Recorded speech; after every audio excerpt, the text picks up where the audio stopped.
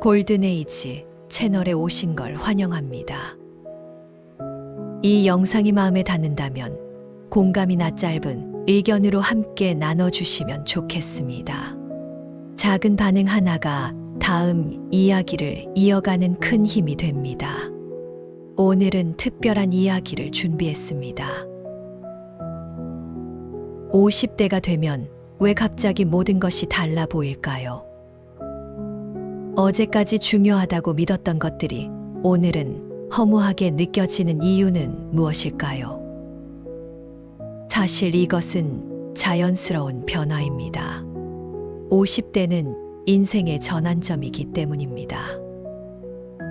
오늘 이 이야기를 끝까지 들으신다면 남은 인생을 바라보는 시각이 달라질 것입니다. 많은 분들이 공감하실 주제로 지금부터 이야기를 시작하겠습니다. 첫 번째, 몸의 신호를 받아들이는 시간. 50대가 되면 가장 먼저 느끼는 것이 있습니다. 바로 몸의 변화죠. 예전보다 쉽게 피곤해집니다. 며칠 잠을 설치면 몸이 영 힘을 못 써요. 저녁 때가 되면 눈이 침침해집니다. 언제부터인가 노안이 시작된 것 같기도 하고요. 누구나 45세 즈음부터는 이런 증상을 서서히 느끼기 시작합니다. 40대 초반만 해도 30대 때의 기력이 아직 남아 있어서 자기가 중년이라고 여기지 않죠. 하지만 45세 무렵부터는 차츰 나도 이제 나이가 들어가는구나 하고 느끼는 순간이 늘어납니다. 갱년기 우울증이라고 부를 정도는 아니지만 왠지 모르게 마음이 울적해져요. 그러다 보면 어느새 50대의 문턱을 넘어서게 되는데요. 이때 많은 분들이 자기도 모르게 사는 게 뭔지 모르겠다며 탄식하게 됩니다. 하지만 이것은 자연스러운 과정입니다. 우리 몸이 새로운 단계로 접어든다는 신호거든요. 두 번째, 직장에서의 현실을 마주하는 시간. 이 시기에 직장에서도 큰 변화가 생깁니다. 보통 노력하면 반드시 그 대가를 받을 수 있다고 믿으며 열심히 일해왔죠. 하지만 나이가 50살 즈음 되면 회사에서 더 이상 높은 자리에 오르기 어렵다는 것을 깨닫게 됩니다. 당연히 한계에 부딪힐 수밖에 없어요.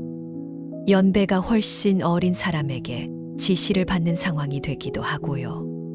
자리를 이동하라는 제안을 받기도 합니다.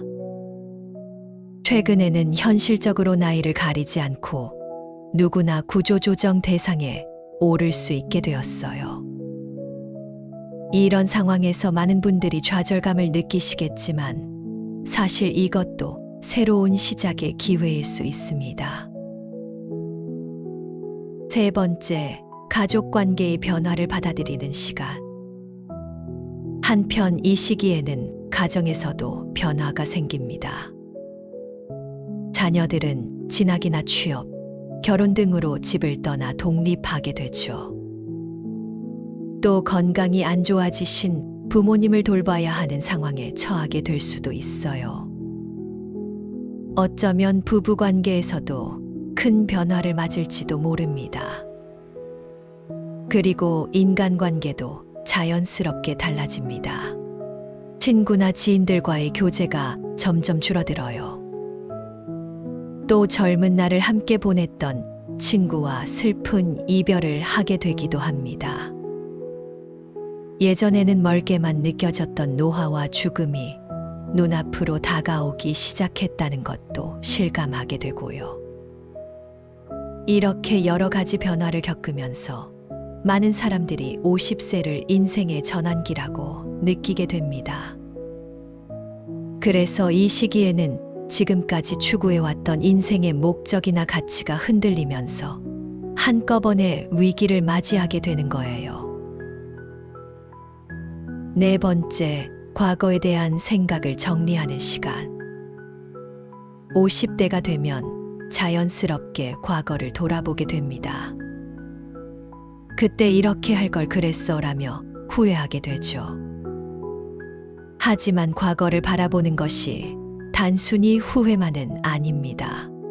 과거의 의미는 현재의 생각에 따라 달라지거든요. 자신의 과거를 돌이켜보는 것은 지난 날을 부정하는 것이 아니라 자기 인생에 의미를 부여하는 일입니다.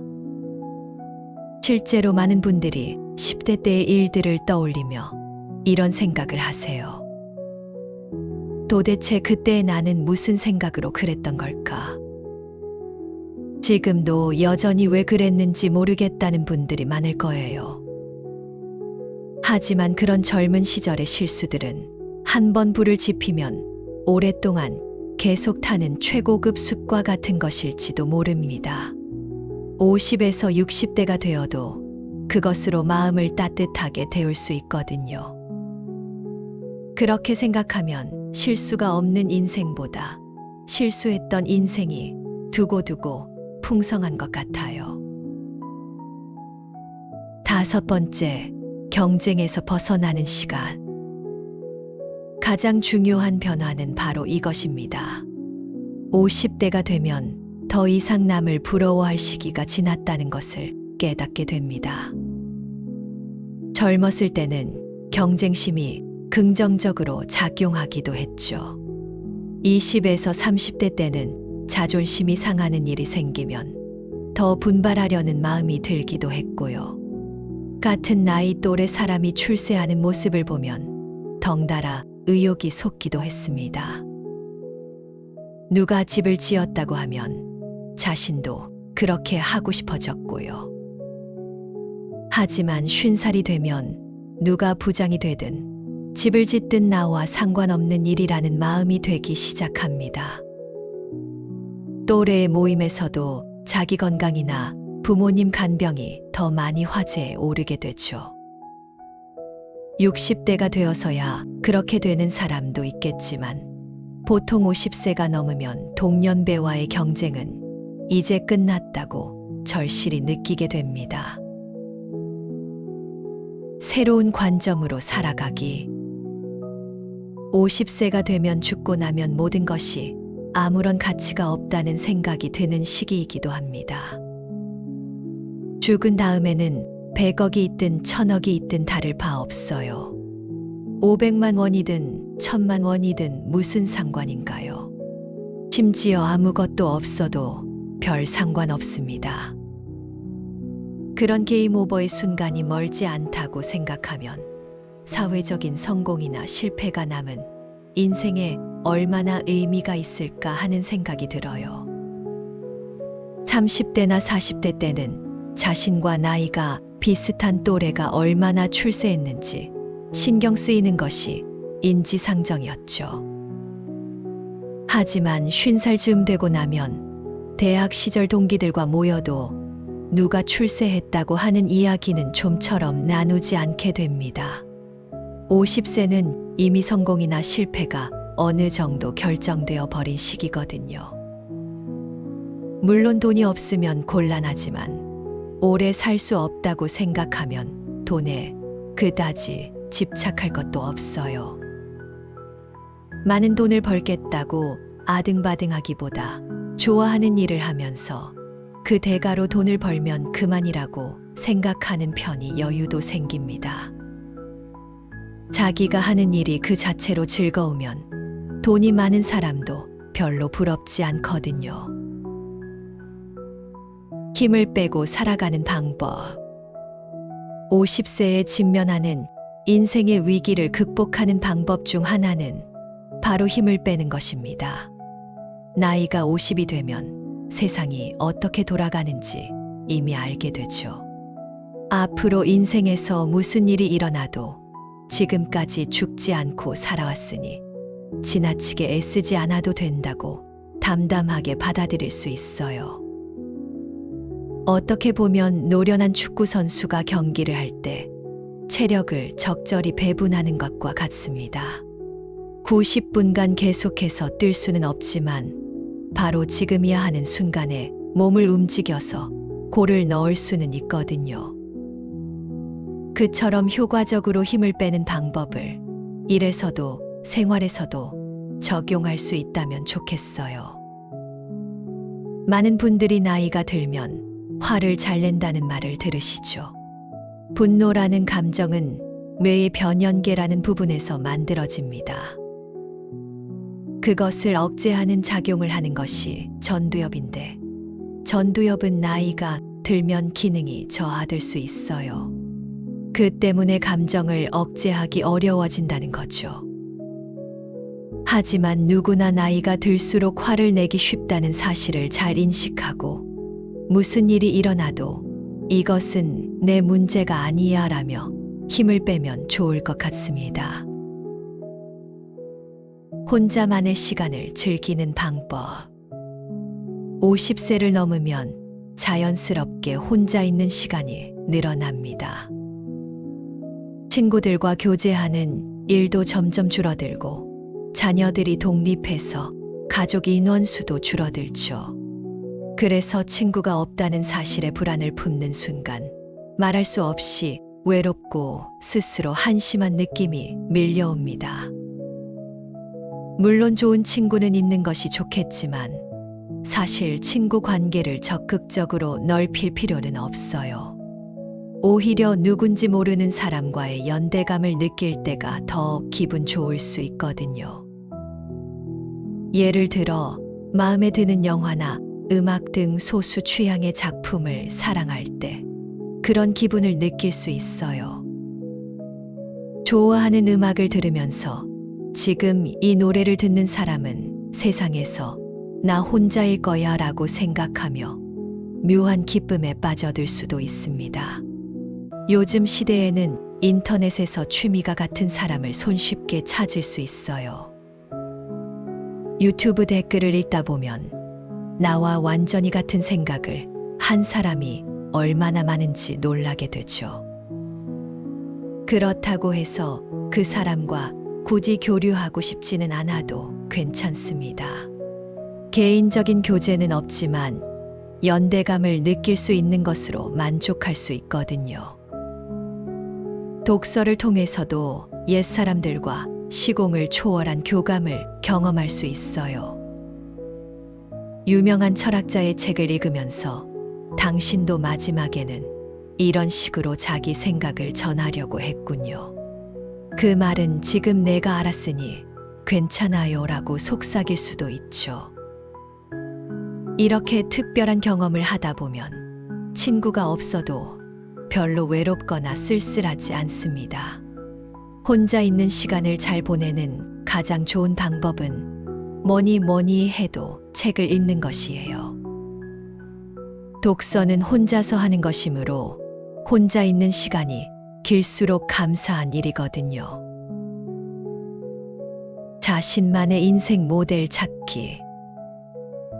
어떤 형태든 자기 취향에 맞는 인생 모델을 찾아보시기를 추천해요. 예를 들면 옛 소년들 중에서 50세 이후의 삶에서 마음의 스승으로 삼을 만한 분을 찾아보는 거죠.